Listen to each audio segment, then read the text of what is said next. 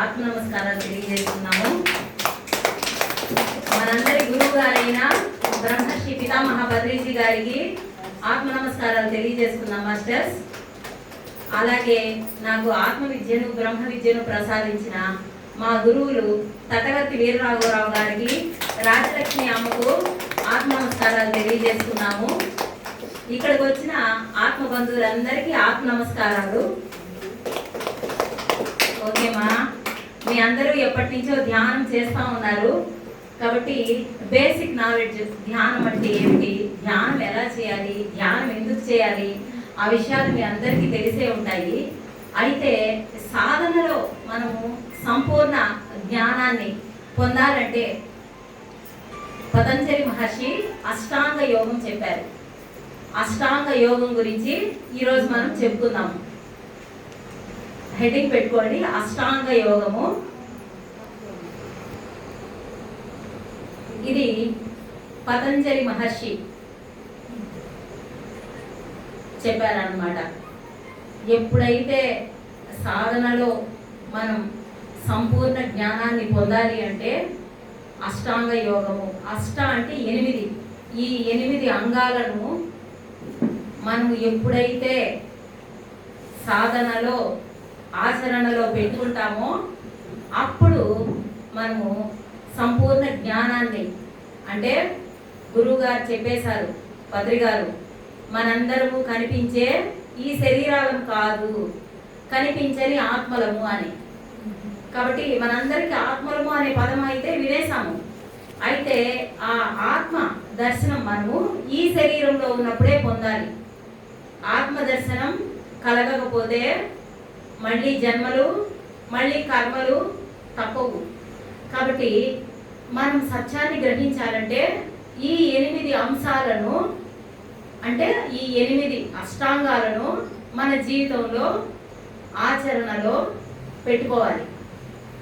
ఈ అష్టాంగ యోగంలో పతంజలి మహర్షి యోగః చిత్తవృత్తి నిరోధః అని చెప్పారు. యోగః చిత్తవృత్తి నిరోధః. యోగము అంటే కలయిక. ఏ కలయాలి? మనలో ఉన్న జీవుణ్ణి ఆ దేవుడిలోకి ఐక్యం చేసి, నేను జీవుణ్ణి కాదు, నేనే ఆ దేవుణ్ణి అనే స్థాయికి ఎదగాలి. ఆ స్థాయికి ఎదగాలంటే మన చిత్తంలో ఉన్న వృత్తులను నిరోధించాలి. చిత్తము అంటే మనసు, చింతించే మనసు. చిత్తం ఏం చేస్తుంది? ఎప్పుడు చింతిస్తూ ఉంటుంది, ఏవేవో తలుచుకొని ఎప్పుడెప్పుడో జరిగిపోయినవన్నీ జన్మ జన్మలవి కూడా గుర్తు చేసుకుంటూ ఎప్పుడు చింతలో ఉంటుంది. ఆ చింత చేసే మనసుని నిరోధించాలి. నిరోధించాలంటే శ్వాస మీద ధ్యాస. గురువుగారు చెప్పేశారు, శ్వాస మీద ధ్యాస ఉంచి ధ్యానం చేస్తే చిత్తంలో ఉన్న వృత్తులన్నీ నిరోధించబడతాయి అని. అయితే చాలామంది మేము 5 సంవత్సరాల నుంచి ధ్యానం చేస్తున్నామండి, 10 సంవత్సరాల నుంచి ధ్యానం చేస్తున్నామండి అంటారు. ఎందుకు ధ్యానం చేస్తున్నారు అనేది కూడా తెలుసుకోవాలి. ఏమీ తెలుసుకోకుండా కళ్ళు మూసుకొని కూర్చొని నేను 5 సంవత్సరాల నుంచి 10 సంవత్సరాల నుంచి ధ్యానం చేస్తున్నాను, నాకు ఏ ఉపయోగాలు ఏ ఫలితాలు రాలేదు అనేవాళ్ళు ఉన్నారు.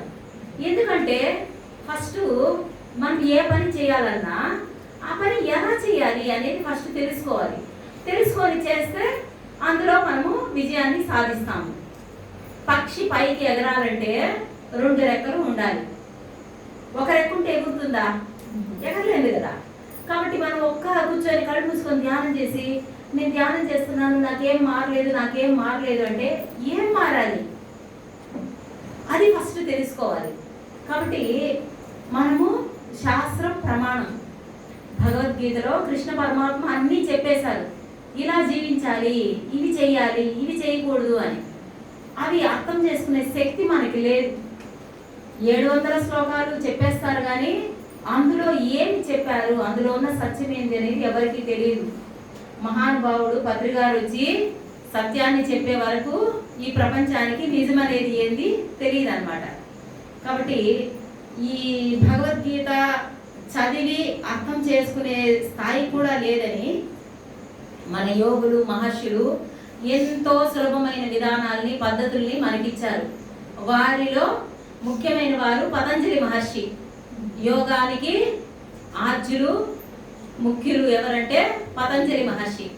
వారు చెప్పిన ఈ అష్టాంగ యోగంలోని ఈ అష్ట అంగాలను మన జీవితంలో ఆచరణలో పెట్టుకున్నామంటే ఖచ్చితంగా మనం ఈ జన్మలోనే వారు చెప్పిన ఆత్మస్థితిని అనుభూతి చెంది మళ్ళీ జన్మలేని స్థితికి చేరుకోగలుగుతాం.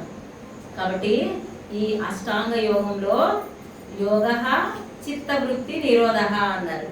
కాబట్టి మన చిత్తంలో మన మనసులో ఉన్న ఆలోచనలన్నీ నిరోధించుకోవాలి అంటే కళ్ళు మూసుకొని కూర్చొని నేను ధ్యానం చేస్తున్నాను అని ఎక్కడెక్కడో విషయాలు ఆలోచించుకుంటూ ఆలోచనల్లోకి వెళ్ళిపోతారు.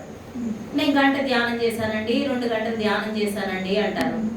మళ్ళీ ధ్యానంలోంచి లేచాక నాకు తలనొప్పి వచ్చింది, నాకు అది నొప్పి వచ్చింది, నాకు ఇది నొప్పి వచ్చింది అంటారు. కాబట్టి మొదట చేయాల్సింది ఏమంటే శ్వాసని గమనించాలి. ఎన్ని ఆలోచనలు వచ్చినా ఆలోచనలు కట్ చేసి మళ్ళీ తీసుకొచ్చి మన శ్వాసని మన ధ్యాస ఎక్కడ పెట్టాలో శ్వాస మీద పెట్టాలి కదా. కాబట్టి ఎప్పుడు మన దృష్టి మన శ్వాస మీద ఉండాలి. ఈ 8 అంగాల్లో రాసుకోండి. 8 అంగాలు ఏమంటే యమము, నియమము, ప్రాణాయామ, ప్రత్యాహార, ధారణ, ధ్యాన, సమాధి. యమ, నియమ, ఆసన, ప్రాణాయామ, ప్రత్యాహార, ధారణ, ధ్యాన, సమాధి. ఈ 8 మనము అభ్యాసం చేసినప్పుడు మనము అద్భుతంగా తొందరగా ధ్యాన స్థితిలోకి వెళ్ళి మనము ఆత్మస్థితిని చేరుకునేదానికి అవకాశం ఉంటుంది. కాబట్టి ఈ 8 ప్రాక్టీస్ చేయాలి. కాబట్టి మొదటగా యమము గురించి తెలుసుకుందాము. యమంలో మళ్ళీ 5 భాగాలు ఉన్నాయి. యమము రాసుకొని మళ్ళీ 5 అంశాలు ఉన్నాయి అందులో. అది రాసుకోండి.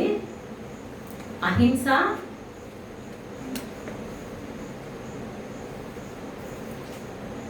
సత్యము, బ్రహ్మచర్యము, అస్థేయము, అపరిగ్రహము. యమ ఈ 5 అంశాలు ఉంటాయి. వాటి గురించి మనము తెలుసుకుందాం. అహింస. అహింస అంటే ఏ ప్రాణిని హింస పెట్టకూడదు, చంపి తినేయకూడదు. ఇవి ముఖ్యంగా పత్రికారు ప్రపంచానికి ఇచ్చిన అద్భుతమైన భాగ్యం. ఎందుకంటే పెద్ద పాపం ఏంటంటే సాటి ప్రాణిని అయ్యో అని దయ లేకుండా చంపి తినేస్తున్నాము. నేను ఏ పాపము చేయలేదండి, మేము చాలా మంచివాళ్ళము, మేము కష్టాల్లో బాధల్లో ఉన్నాము. ఎందుకున్నారు కష్టాల్లో బాధల్లో అంటే సాటి ప్రాణిని దయ లేకుండా చంపి తినేస్తున్నాం కాబట్టి మొదటగా మనల్ని పెద్ద పాపంలో నుంచి పత్రికారు బయటకు తీసుకొచ్చారు. కాబట్టి మరొకసారి పత్రికారికి మనం ధన్యవాదాలు తెలియజేసుకోవాలి. అదేవిధంగా హింస అంటే ఒక ప్రాణిని చంపి తినడం మాత్రమే అని మనం అనుకుంటాం.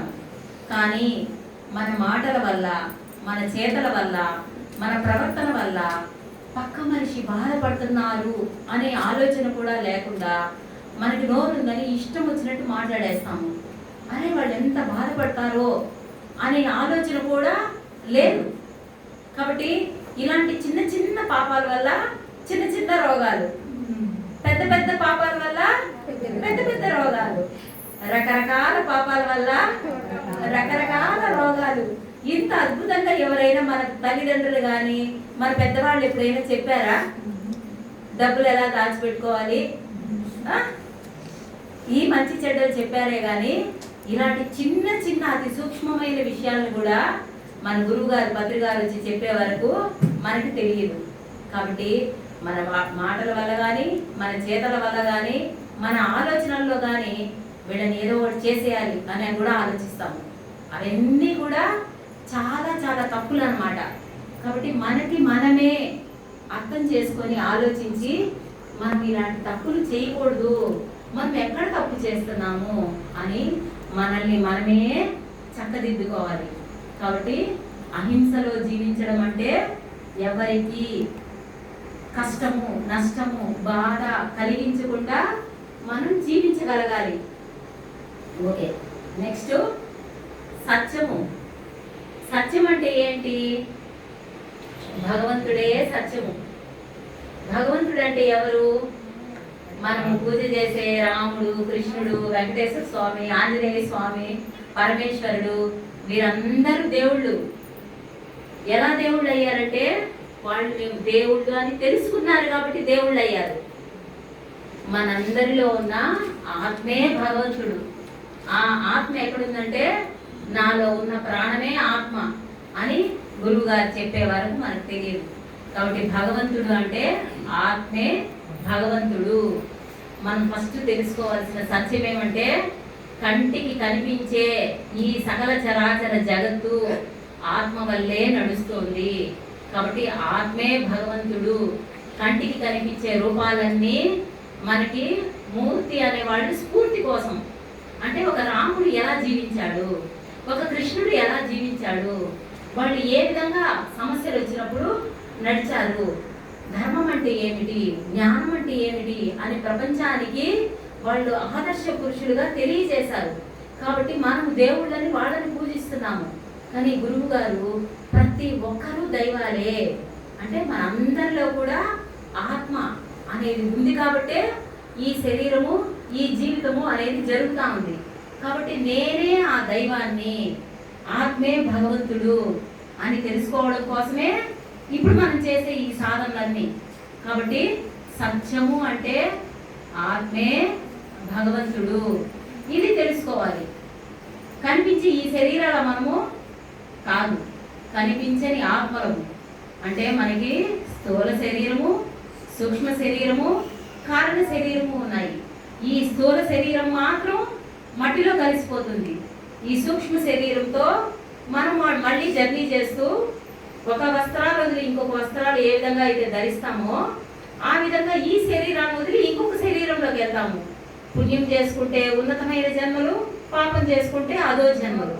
కాబట్టి మళ్ళీ జన్మలేని స్థితికి ఈ శరీరంలో ఉన్నప్పుడే చేరుకోవాలి అంటే ఇవన్నీ మనము తెలుసుకొని ఆచరణలో పెట్టుకొని మన జీవితాన్ని అద్భుతంగా మార్చుకొని మనం శరీరాలం కాదు ఆత్మలము అన్న ఆత్మ జ్ఞానాన్ని పొందాలి.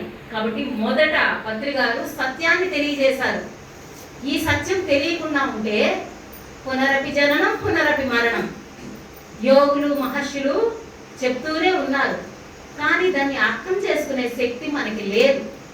అందువల్ల ఎప్పటికప్పుడు భగవంతుడు పరిత్రాణాయ సాధూనాం వినాశాయ దుష్కృతాం ధర్మ సంస్థాపనార్థాయ సంభవామి యుగే యుగే అని చెప్పినట్టు భగవంతుడు ఎప్పుడు భగవంతుడి రూపంలో రాడు, గురువుల రూపంలో వచ్చి ఈ విషయాలు మనకు తెలియజేస్తారు. కాబట్టి మన గురువు గారు పత్రిక గారు సాక్షాత్తు ఆ పరమాత్మ స్వరూపులు. ఎందుకంటే వారే కానీ ఈ భూమి మీదకి వచ్చి చెప్పకపోయింటే మనం ఈ విషయాలన్నీ ఎలా తెలుసుకుంటాము? 7 జన్మల్లో భగవంతుడా నేను ఏ పాపం చేశాను, నాకెందుకు ఈ కష్టాలు, నాకెందుకు ఈ బాధలు అని ఏడిస్తే అప్పుడు సాక్షాత్తు భగవంతుడే గురువు రూపంలో వచ్చి ఈ విషయాలన్నీ చెప్తారంట. మనం 7 జన్మల్లో ఏడ్చాము, లేకపోతే ఇక్కడ ఎంతమంది ఉన్నారు? కోట్ల మంది ఉన్నారు. మరి ఇక్కడ ఎంతమంది ఉన్నాం మనము అంటే మనకి అర్హత వచ్చింది కాబట్టి వాళ్ళు కూడా తెలుసుకుంటారు. ఈ జన్మ కాకపోతే ఇంకెన్నో జన్మల తర్వాత, అది వాళ్ళ ఆత్మస్థితిని బట్టి. కానీ మనం ఈ స్థితికి వచ్చేసాం కాబట్టి ఫస్ట్ సబ్జెక్ట్ నేర్చుకోవాలి. సబ్జెక్టు నేర్చుకొని మనల్ని మనం మార్చుకొని ఆ దైవాలుగా ఎదిగే ప్రయత్నంలో ఇవన్నీ తెలుసుకుంటున్నాము. కాబట్టి సత్యము అంటే ఆత్మే భగవంతుడు. కంటికి కనిపించే ఈ సకల చరాచర జగత్తు ఒకప్పుడు ఉంటాయి, ఒకప్పుడు వెళ్ళిపోతాయి, ఏమి ఉండవు. అది ఎంత పెద్ద బంగ్లాలు కానీ, ఎంత పెద్ద కోటలు కానీ, ఎంత పెద్ద రాజ్యాలు కానీ ఏమైనా ఉంటాయి, వెళ్ళిపోతాయి, అవునా కదా? కానీ భగవంతుడు మాత్రము ఎప్పుడు, అప్పుడు, ఇప్పుడు, ఎప్పటికీ ఉండేవాడు భగవంతుడు ఒక్కడే. ఆత్మే భగవంతుడు. అది తెలుసుకోవాలి ముఖ్యంగా మనం. నెక్స్ట్ బ్రహ్మచర్యము. బ్రహ్మచర్యము అంటే బ్రహ్మంతో చరించడం. అంటే బ్రహ్మం అంటే భగవంతుడు. మనం ఏ పని చేస్తున్నా మన ఆలోచన, మన దృష్టి మన ఆత్మ మీదే ఉండాలి. అంటే ఆత్మ అయినా భగవంతుడి మీదే ఉండాలి. కానీ అందరూ ఏమనుకుంటారు, బ్రహ్మచర్యం అంటే భార్యాభర్త సంసారం చేయడము తప్పు, అది కరెక్ట్ కాదు, బ్రహ్మచర్యం పాటించాలి, ఈరోజు పండగ కాబట్టి, ఈరోజు అది కాబట్టి, ఇది కాబట్టి అని ఏదో మనకి తెలిసి తెలియని నాలెడ్జ్లో అనుకుంటాము. కానీ సంసారం అనేది అవసరం. ఎందుకంటే సృష్టి కార్యం జరగాలి అంటే ధర్మబద్ధమైన ఇది అవసరం. కాబట్టి బ్రహ్మచర్యము అంటే భగవంతుడితో చరించడం. ఏ పని చేస్తున్నా మన ఆలోచన భగవంతుడి మీద పెట్టి చేస్తూ ఉంటే అప్పుడు మనకి ఏ కర్మలు అంటవు.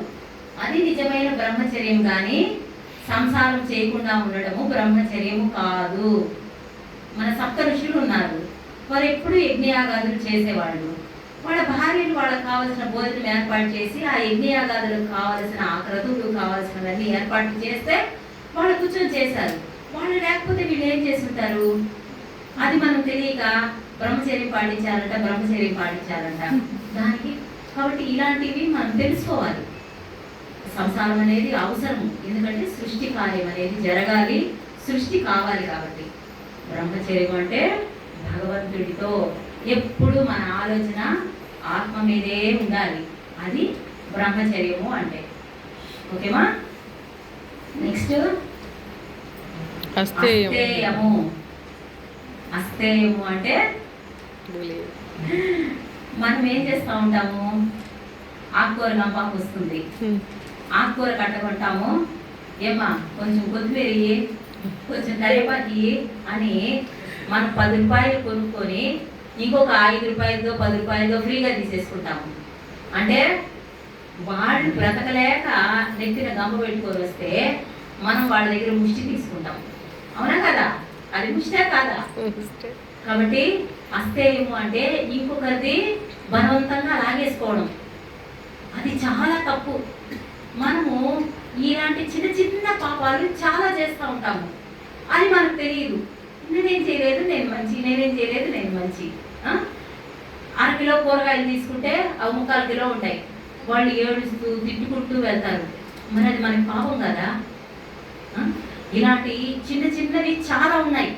ఇది జస్ట్ ఒక ఎగ్జాంపుల్ మాత్రమే. కూరగాయలు గంప ఒక పెద్ద మాల్కి వెళ్ళామంటే వాళ్ళు ఎంత రేట్ పెట్టినా కనీసం అడిగేదానికి కూడా లేదు. ఎందుకంటే షేమ్, నామోషి, అడిగితే వాళ్ళు పక్కన వాళ్ళు దీన్ని నవ్వుకుంటారని వాడు ఎంత ప్రైస్ పెట్టినా అక్కడ ఇచ్చేసి వచ్చేస్తాము. కానీ ఇలాంటి చిన్న చిన్న వాళ్ళ దగ్గర చాలా తప్పులు చేస్తాము. కాబట్టి మొదటగా మనము ఇలాంటి చిన్న చిన్న తప్పులు కూడా చేయకుండా మార్చుకోవాలి. ఎందుకంటే మనము దైవాలము అంటే అంత ఈజీగా దైవం అయిపోతామా? కాదు, అంత ఈజీగా దయ్యాలం. మనం ఒకరిని పీడించడం అంటే మనకిష్టం, అది రాక్షసత్వమే కదా. కాబట్టి ఈ చిన్న చిన్న రాక్షసత్వాలు కూడా వదిలేసి నువ్వు దైవము అంటే ఇలా ఇవ్వాలి. ఎప్పుడు ఇలా పెట్టుకోవటాడు భగవంతుడిని.